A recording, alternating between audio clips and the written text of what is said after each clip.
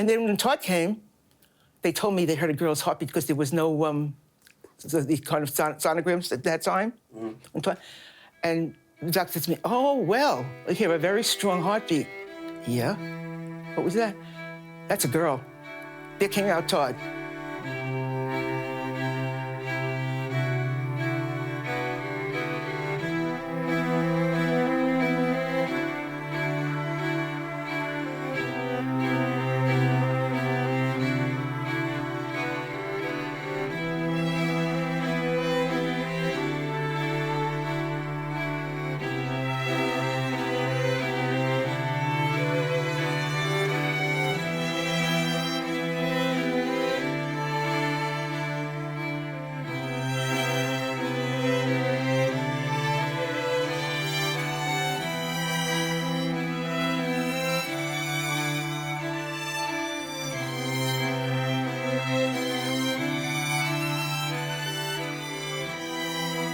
And whenever he had to write a speech, it always had to rhyme.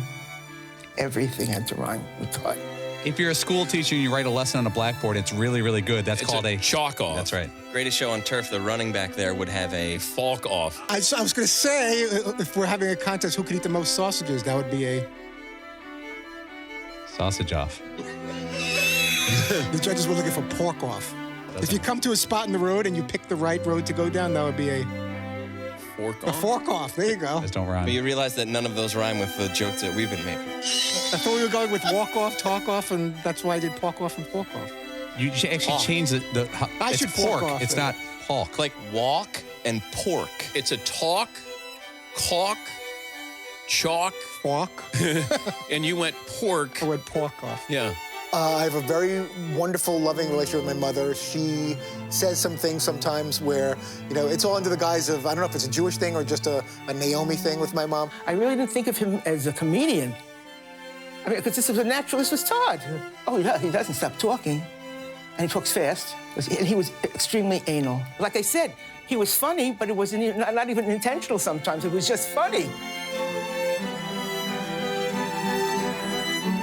He doesn't know how to sweep. He doesn't know how to sweep. No. That's my fault. Is it? I did everything for I didn't want them to get hurt or to be bothered. I'll take care of it, I'll handle it. And that wasn't good. Now, I realized that with my grandchildren, that they have to do their thing. And my daughter said, we learned from all your mistakes, Mom. My dad and my mom were always very funny. I remember growing up as a kid, even if I didn't understand the jokes, my dad would command a room, whether it was at a restaurant or at a family gathering, and people would be just in tears, food spitting out of their mouth, crying with laughter. And I was just always amazed by that. And I thought, what a wonderful thing to be able to do. What a great feeling it is to laugh. But when his father was very ill, it was very hard on all of us. We used to sit and think, what are we going to do if he dies? How are we going to get? We'll have each other, we'll manage, he'll want us to manage, and we'll do it. Todd he made everybody laugh no matter where they were, who they were.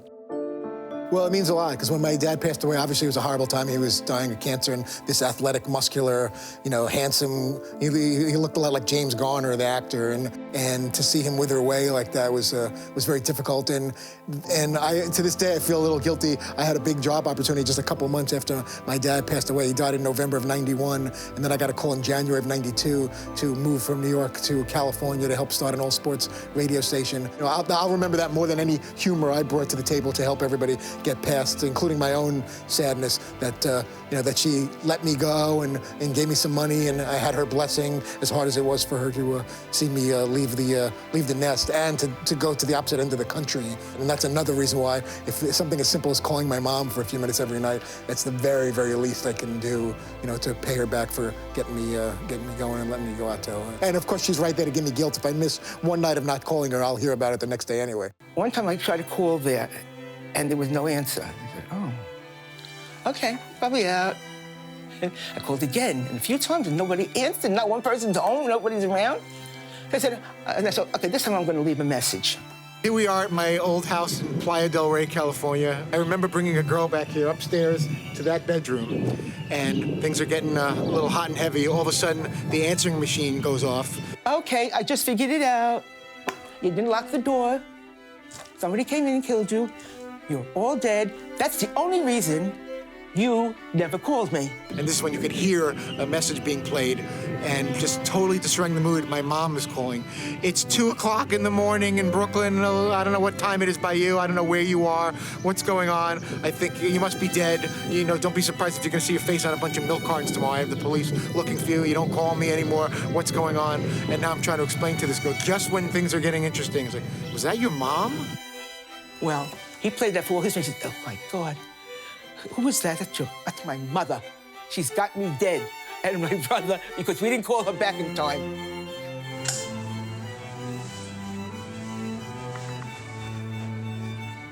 His coach, that he gave him an award. He said, I feel that he should have an award. We went out to some fancy Italian restaurant in Coney Island. We all went to, I don't know if you know of Giulio's. Do you hear? We got Giulio's in Coney Island. Yeah, and she didn't know why we were all going out to this fancy restaurant. This is what he said, Mom, I have a little surprise for you, a little present. This is what he gave me. I saw some kind of Connecticut, like snow globe kind of thing. It was like a fisherman with like holding a globe. I said, what are you talking about? That says Connecticut. Yep. I said, what does that mean? He said, think about it. Are you coming back to Connecticut? You're going to go to Connecticut? You're coming back from California? And he said, yeah. Jen and I announced that after 10 years living in LA, we were moving back east, and you know, we were planning on starting a family. So she wasn't pregnant at the time, but they understood that it was shortly after 9/11, and it was time to move back east and start a family and have future kids close to grandparents and uncles, aunts, and cousins, and this was the big announcement. And she thought when she sent me to LA, maybe I'd be there a few months or a year, and it was turned out to be 10 full years from 92 to 02. And I just remember that excited look on her face. She started weeping that like her baby was coming home.